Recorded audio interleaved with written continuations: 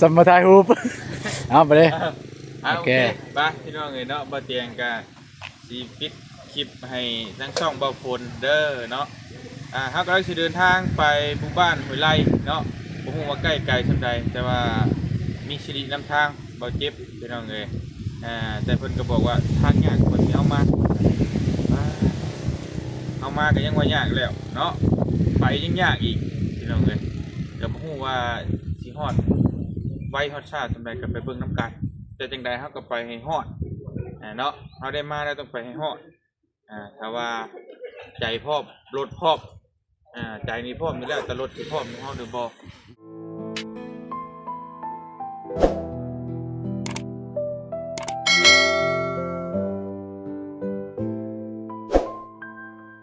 มาตัดขาดมาที่หาดอาหารพี่น้องอยู่เมืองกระลึมทางทีมงานเฮาก็ออกเดินทางแล้วก็ได้มารับประทานอาหารที่อาหารแห่งหนึ่งเนาะอยู่เมืองกระลึมสบายดีเด้อบ่แม่สบายดีบ่เจ็บกับอายเพิ่นก็จะเอาเครื่องมีรถนี่แหละสบายดีบ่แม่ว่าสบายดีบ่ตูนคือว่าสบายดีอยู่เทื่อนึงสบายดีสบายดีจะได้ของกินแซ่บอยู่บ่โอ้คักแซ่บครับตบไก่แล้วก็ซีนแห้งซีนเนืองเนาะซีนเนืองแห้งผู้กองบ่ฝนเนี่ยพี่ตัวเนาะสบายดีบ่เจ็บมียังแป้วยังกองบ่ยาทำไมโอ้ยา กองบ่ฝนในขี้ตัวเนาะกองบ่ฝนในขี้ตัวเนาะนี่กองขี้ตัวบ่เจ็บกินยาบ่ยาดีเจ็บท้องกินยาไปนำบ่เฝ้ากินที่ยากินข้าวก่อนถึงกินยากินได้ก่อนนี่ใช่นี่เลยแม่เรียบร้อยเลยนี่กินอิ่มแล้วจังถ่ายคลิปก่อนสิออกเดินทางกองทัพต้องเดินด้วยยังบ่ตุนด้วยท่อเหรอกำลังจับกินยากมาเลยไปซะจับดีๆแล้วมันยากอีต้นเด้คนบ่สบายเจ็บท้องสุดทางเหมือนว่าเรียบร้อยสบายดีเด้อไอ้เด้อโอ้สบายดีอิ่มแล้วบ่อิ่มแล้วเอาบ่ใหม่ได้แล้วนะว่าดังๆเอาเสียงเงียบอยู่ได้ยินอยู่เอาบ่ใหม่สั่งแล้วสั่งให้ตูนเลยมึงสิไปสั่งเลย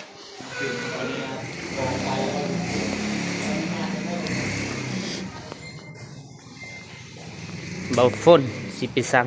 ซีนแห้งเนาะเอาไปกินในการเดินทางสบายดีขออนุญาตถ่ายคลิปเด้อมาสั่งซีนแห้งซีนเนื้อแมน2 จานแล้วใส่ธงเสียไปกินอยู่พุ่นเอาธงละ80ป่ะมีธงอะไรนะมี80แซงเลย80แบบเอาตัวนั้นน่ะเอาแบบคือแมนเด้อเอา2ธงแมนโอเคเด้อขอบใจ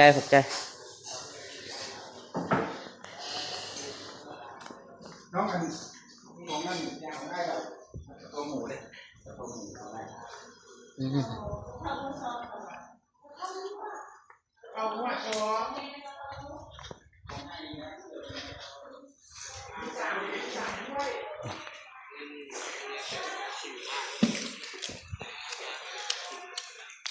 คุณทำยังไงทำรถตูนบ่ทันอิ่มบ่เจ็บอิ่มแต่ดนนะเขาก็ยังเรือลายที่บ่เจ็บบ่เจ็บบอกกินข้าวน้อยอ้าวเบิดบ่กินข้าวน้อยได้เนี่ยกินข้าวน้อยกินเพื่ออะไรมาซื้อกินมาตอนเช้าไม่ค่อยได้กินข้าวบะหลงกันอะไรตอนเช้ามันเลื่อนลาย10 ปีอะไรครับไม่มาปีเดียวอากาศดีเนาะอยู่นี่สิว่าร้อนก็บ่หนาวก็บ่กลางปกติในห้องก็ลืมห้อนเหรอแม่นเขาลืมห้อนในนึงอันเก็บกับบ้านเฮาหนาวได้แต่ว่ายามนี่บอกว่าอยู่ไซนะ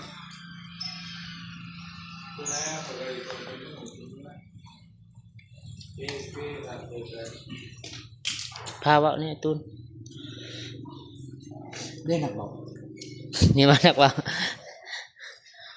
บอกให้ นั่นว่า บรรยาย บรรยายธรรมะ อ๋อบอกเตียงเป็นน้องคุยเรื่องน้องแต่ น้องแต่เราเป็น น้องแต่เด้อน้องแต่ที่รถซนเป็นคนเดินน้องคุยกัน ยินอยู่อายเพิ่นว่าคิดคลิปอยู่ ให้ไปจอยรถชนขาหักอีกเลย น้องแต่ที่ว่าน้องใส่อิหยังหั่นบ่ที่ว่าเบิ่งน้องแต่ที่ว่าอายไปหาไปตามหาอ ได้ ยู่ ไป ใส่ ครับเอาอยู่สารวัตร แม่น เรื่อยเพิ่นแต่ว่าผู้ชื่อตุ๊กอันนั้นน่ะน้องสาวเพิ่น คนน้อยสุด เห็น จะผู้ได้แบบผู้ที่ คือกระถาดล้างถ้วยแล้วก็โลกนะสิไปเรียนเบิ่งก็ได้หอบคลิปน่ะเห็นไหมพอดีคือเป็นว่า อ๋อ เตะ สะ สะ พ ดุ อน ด สะพอน ตอนนั้น จะทำหมักเราเบาเนี่ยหมักเราเบาม่วน มีสะพอนเอาแม็กได้ สองภาษาไทยได้สักคน ใจ ไอลีแล้วยิ้มตลอดเวลาเลยอารมณ์ดี ฝ่ายทาง ยอม ตัว ประ จะ ชาในเพิ่นแน่ ผม เ บอกว่า พิ่นแน่เพราะว่าอ้ายก็บ่ได้เมื่อได้จะได้ ตาเนี่ยน้ำ เพิ่นเนาะเดี๋ยวตักขาเพิ่นเองก็ ท่านคำบอก จะได้เบาตูน สร้างเองเนี่ย เบาตูน ลองถามเบิ่งเลยว่ามีคนรู้จักหรือมี นะ เบาฝนมีแนวสิมาถามเบาตูน สิมายังนางอยู่นี่แต่ดอก นั่นแหละสิ คำเว้าอันนั้นมาถามบ่แม่นว่าโตนคำเว้าสิถามตูน นั่นแหละ รู้สึกอะไรมาก็ลืม รู้สึกดีแบบบ่ได้ว่ารู้สึกว่าสมมุติว่าก็ยังสิครับบ่ได้ครับบ่ได้รู้สึก เว้าดังๆนะบ่ได้ยินเด้ รู้สึกดีหนึ่งเนี่ยเขามาเทื่อแรกเนาะซองในหลักๆก็จุดประสงค์เขาอยากมาซอยนะอยากมาเบิ่งมาซอยอยากมาเบิ่งชีวิตการเป็นอยู่เขาหน้าใดนะ แล้วก็ได้มา แล้วก็ได้พาทางเบาเตียงเพิ่นมาโอ้โหขอบใจเบาเจ็บที่เป็นสิริให้ แล้วก็รู้สึกคิดฮอดไผที่สุดแบบอยู่บ้านเดียวนี่ แม่ แม่บ่หรือว่า ผู้ใด เราลืมคิดทอดเนาะ แม่ ตอนนี้นะ แม่ แม่ แม่ นั่นเพราะว่ายังไม่ทันได้คุยกันกับแม่กับได้มาแล้วกับน้องบองเนี่ยคุยกันแล้วเมื่อเช้าก็คุยกันไม่ได้คิดทอดเพราะว่าคุยกันแล้ว แสดงว่าน้องบองบ่คิดฮอด คิดทอด บ่เลือกได้ 3-4 คนนะคิดฮอดไผก็บ่ได้บ่ได้อันนี้ 1 2 3 แม่1 2 3หั่นน่ะ แม่ บ่ได้จำกัดว่าต้องเลือกผู้เดียว แม่น้องบองครอบครัวและไอ้น้องบ้านนั่นแหละ พิเศษก็อันละเนาะ ด้วยแม่ จะได้บ่เจ็บ จับสี่เลย อืม ยิ้มหนัก เป็นสิริให้เนาะบ่เจ็บ ผู้นำพาทีมงานเฮาสิไปจุดหมายหั่นแหละปลายทางก็คือบ่เจ็บนั่นแหละพาไปเพ หล่ ราะ อเลยในกล่องนั่นดิ เพราะว่าทีมงานเฮาก็บ่ฮู้เนาะบ่เจ็บเคยมาเทื่อนึงซื้อบ้านอะไรก็บ่เจ็บ บ้านกล้วยไร ห้วยไร่คิดว่าบ้านกองห้วยไร่หรือก็บ่เนาะ กันตื่นมาบ้านกล้องคือบ้านกล้องห้วยไร เอ่อ ติดเลยหูอายเลยแซ่ กองห้วยไร่เนาะ เมื่อไรมาแล้วไต่ บ้านกล้องห้วยไร บ่ว่าอ้ายเพิ่นเคยมานี่มาจากเมืองกะลึม ไป ยังยัง ยังบ่ ไป อ้ายกอง โอ้ ยัง อย่าตอน รู้สึกคิดฮอดไผเป็นพิเศษตอนนี้บ่เจ็บ ตอนนี้วะ แม่ บ่ได้จะนอนไปมันแต่กลางคืน ตอนนอนนั้นตอนนี้เนี่ยบ่ได้คิดเรียนไม่ได้คิดไปอย่างเดียวแต่ว่ากลางคืนตอนนอนเขาเป็นหอดเด้หัวหน้าอยู่เลยนะแล้วก็เขาได้โทรหาครอบครัวโทรหาผู้ใหญ่โทรหาน้องเดิมเส้นทางจะไปน้องเดิมเราปิดออนนะ บวิดน้องเดิมเนาะ เอ้าเมื่อคืนนี่คือว่าเห็นโทรหาแม่น้องเดิมบ่ อ๋อโทรเรานอนแล้ว ฮู้เบิดเนาะแล้วว่าเรานอนนี่ยัง กระแส ได้แชทนํกันอยู่เนาะบ่ธรรมดาเด้บ่เจ็บ ธรรมดาเป็นเรื่องธรรมดาอยู่แล้วต้องเช็คต้องบอกมันคือสิ่งธรรมดาเขาบ่ต้องเว้าว่าอันนั้นนะ เขาที่วางๆไปหาปิกนิกส่วนน้องเดิมน้องบองไปปิกนิกวางว่า มื้อใดอยู่ไส ไอเตียงคนขึ้นเมื่อ อยู่ไสปิกนิกไส อยู่ใกล้ๆเขื่อนเขื่อน บ่เราเคยไป ว้างส่วนก็มื้อหนึงบ่แม่นสิหลายมื้อเนาะ แต่มือหนึ่งนะ ว่า มื เขา อหนึ่ง คือเมื่อนั้นแล้วเขาไปนอนเรือนน้องเดิมจริงๆแล้วบ่แม่นแล้วเขาไปซอยคนบ่แม่นแต่ว่าเขาอยากพักผ่อนนะ แม่ มันก็ต้องมีช่วงพักผ่อนต้องเฮ็ดกันตอนกินนะว่าซั่นซะ ที่ชีวิตเลยซะแล้วคุณเป็นจริงเอาแนวไหนเนี่ยคือเราเจ็บไปเมื่อนั้นเมื่อบ่ได้เนาะก็นอนมันก็ไม่ได้ตัวเรานอนแล้วก็นอนในนี้ อืม บ่แม่นว่าเมื่อได้สุดท้ายนอนบ่ได้กันว่านอนก็นอนนะ แต่มันเคยบางเถื่อเคยมีได้หน่อยเนาะแบบเมื่อแต่สายนอน เอ้ยนี่นะ เคยเอาจะแบบ เค เอา ย ตูนตะกี้เคยเมื่อ เมื่อสุดท้ายบ่ได้เมื่อ บัดสิเมื่อตะกี้คานเด้นอน อืม คันว่าแหละเมื่อบ่แม่นนอนแล้วเมื่อบ่เคย อ่าน อนเลยไง ว่าน้องเมฆก็กำลังตัดคลิปเนาะสิแม่นเป็นน้องเนาะน้องเมฆเป็นน้องของบ่พลบ่ สอบดู กระซอง 2ไม่ จักปีละ 6 7 อ๋อรุ่นเดียวซะ98 99เด้ บ่คน 98 แปด แต่ว่าผู้สาวถามนี่96บ่แม่น99 2,000คนอื่นถามอ่ะนะบ่แม่นหมู่ครูเฮา อยากลดอายุเนาะ จะได้ซอง ลดลงดิ อ๋อคือว่ารุ่นเดียวเนี่ยกับเมฆเนาะ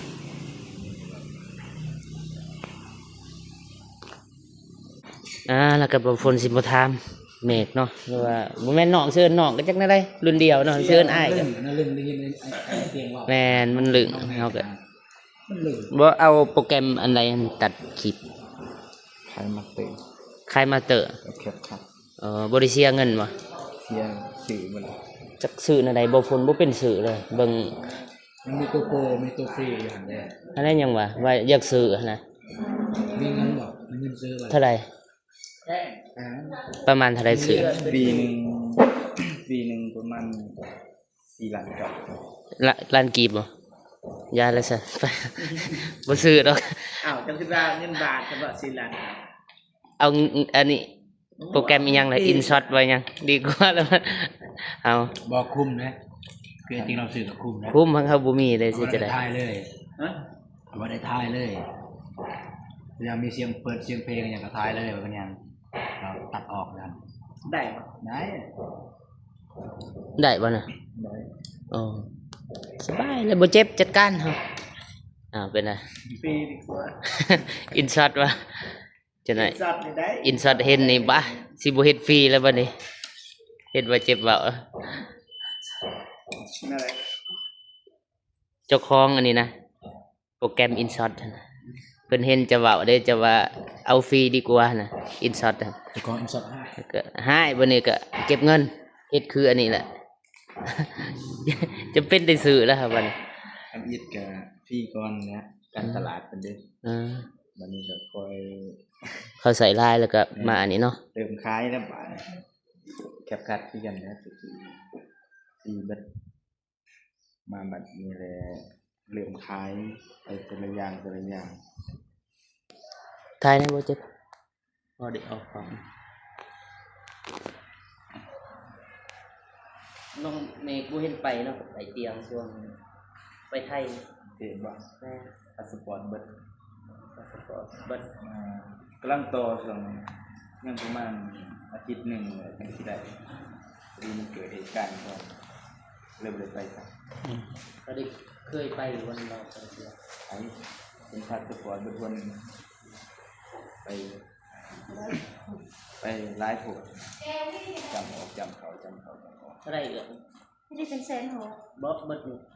ว่าตอนนั้นมีคือจ่ายแล้วตอนนี้จ่าย ไปผู้นี้ว่า แม่ 160,000 แม่ โอ้ก็เจ็บมาตูนมาจัดการ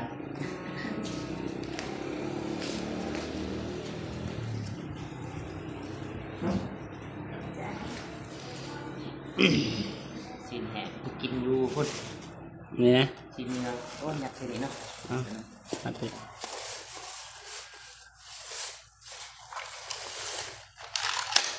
ใช่อะไรวะ ใช่ไหม ฮะ ใส่ทุกชิ้นแห้ง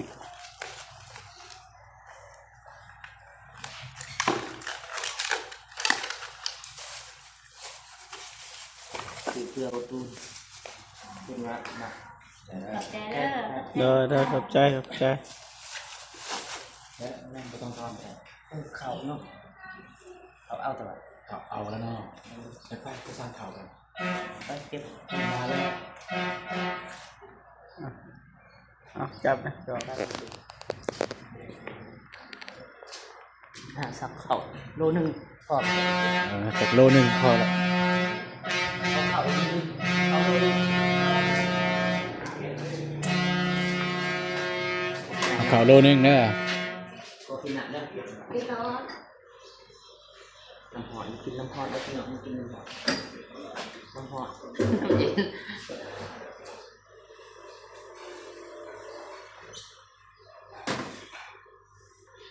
ไปกินกาแฟบ้าง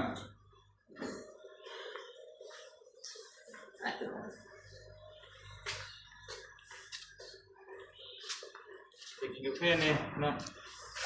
จับมาตุน ด้วยเดี๋ยวจะจับเองเข้าใจ ของเบาตัวเชือกอะไรมั้งบุญ บ่มีสติง จริง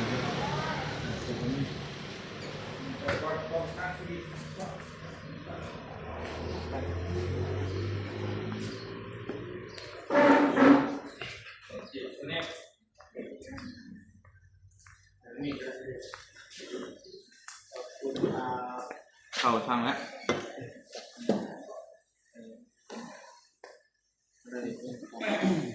นี่นะครับ หยุดคนก็ได้จะน่าจะใช่ต่อ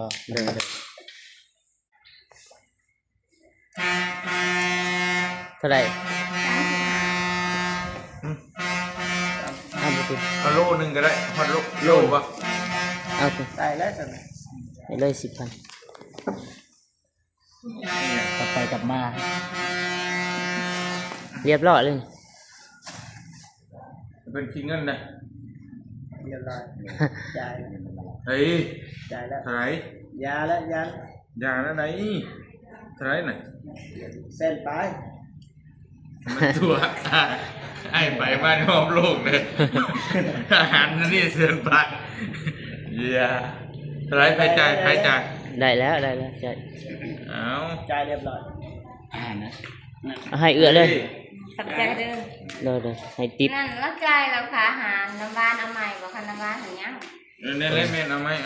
โดยยังไปคันน้ำบ้าน เมน ไม่อาจจ่าย ไอ้จ่ายอยู่แต่มันไอ้จะจ่าย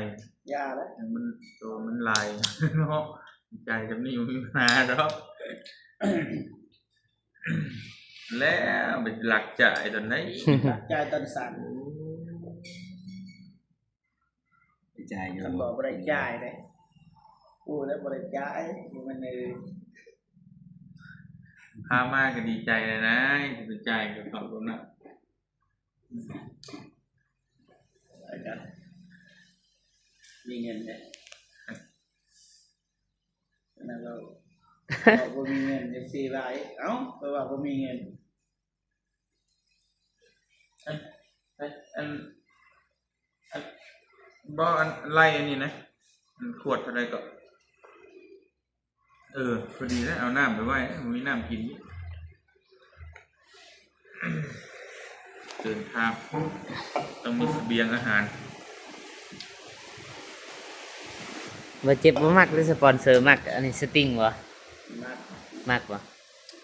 แสดงว่าอันนี้ก็มัก โอเค ไปบ่อน้ำอุ่นบ่อน้ำอุ่น บ่อน้ำอุ่น คือน้ำอาหาร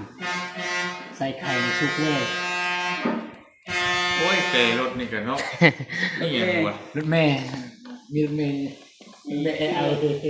น่าจะแมนอันนี้เฟอร์นิเจอร์ เฟอร์นิเจ เจ อ อ ร์ เจอเพิ่นบีบไปแห้งนะครับ แงนจะแมน อ๋อ เสียงดังเนาะ ดังปานนั้นเลยเหรอเฮ้ยมูมี่ที่เฟอร์นิเจอร์บ้านได้คือบุคือดังอันนี้มันบ่แม่นนะไม่ดังมันคนอยู่ใกล้มี เฟอร์นิเจอร์แตงแบบคือรถแตง เที่ยมูไม่แตกไม่ได้กูไม่เห็นบ่ไหวแล้ว กันกบไม้ก็โพดจนได้ยินฮอดคนบ่จักเสียงดัง สุดเจดมันเพียงเลยทำในเนี่ยสุดเจด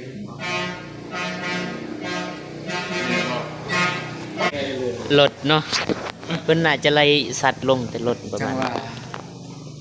บ่ยอมลง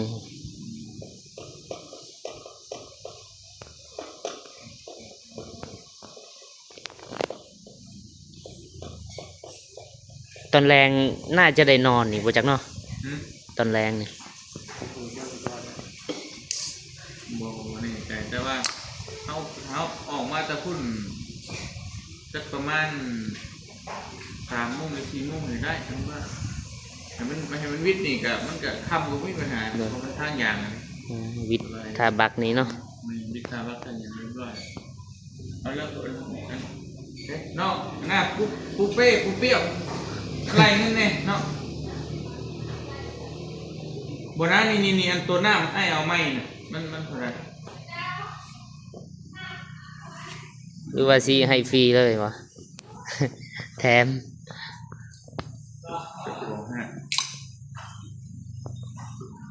ฝากน้องมิ่งอยู่พี่เด้ เมื่อเลยนะ ปีหนึ่งเลยช่องถือ เอาสอง ลื เดื ม อน ลืมทางออกอ่ะ เหนื่อย เออปีที่หนึ่งออกแค่หนึ่งน่ะออกไปจนเปลี่ยนแปลงหมดนะ กายวันมากไม่ไปเล่นนะมาหอดบ่อทานหินว่าเป็นยังไก่ก็แห้ง สุดแล้วติ เป็นยังขี้ขาดเลยนะมันขี้ไก่ คือว่าแต่ทาบักไปพุ่นกลับมานี่รู้สึกว่ามานี่ไกลกว่าอีกมันโดน มันทางเนี่ย มันเขามาแต่เทพอจะหันมามันยังเลิกก็แห้ง อันนี้เขาว่ากลัวนี่อีกกลัวแต่เมืองเก่าไปหานี่ไปพุ่นไกลกว่าอีกยากกว่าอีกเอาบัดนี้ ตีแค่3 ชั่วโมงปะ นี่จะบอกเห็นไหม นี่ได้หนึ่ง ถามเนาะ ห้า 6 หกแมนหก ราคาสำคัญ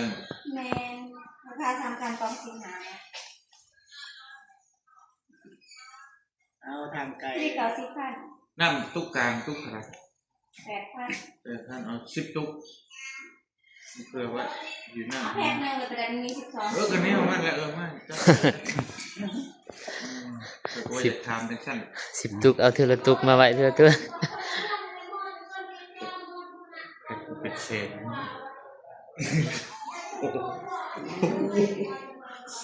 อยู่บ้านจากที่หาไป นี่ยัง ฮะน่า เออ เนื้อมันนะ สอง อยู่หันค่าให้ใคร เออ มาแล้วการขนส่งของมันจะสมมาพักควรอยู่ถึงปกติของเราตรง เศรษฐกิจยังไง สามสิมาฮอดนี่ก็แล้วเนาะเครื่องคองก็ เอ ได้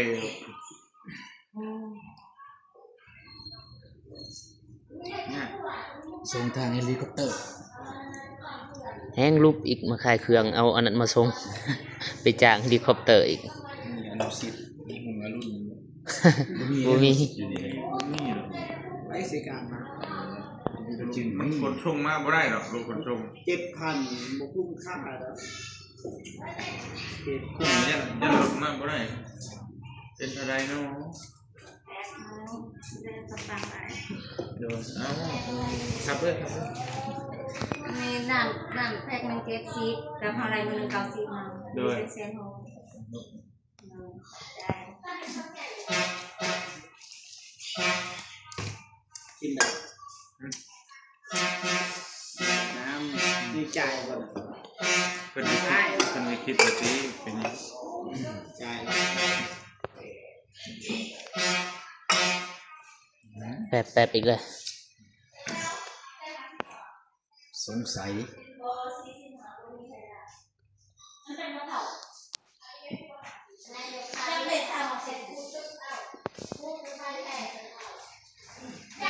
ด้วย ขอบใจ ด้วย ลาเฮ็ดขอบใจเด้อ ตกใจคือกัน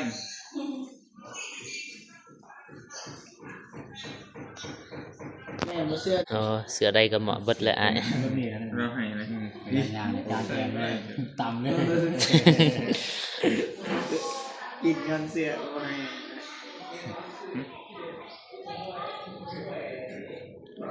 กินขาดเป็นอะไรยังเสียแม่งนะ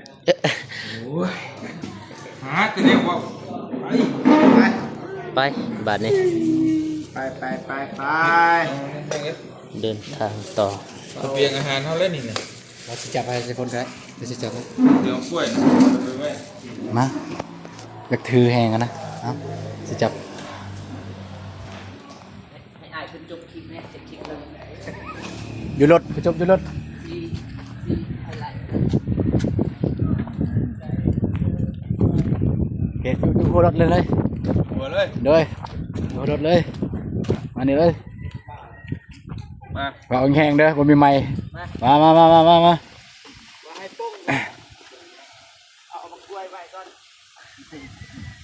กำกล้วย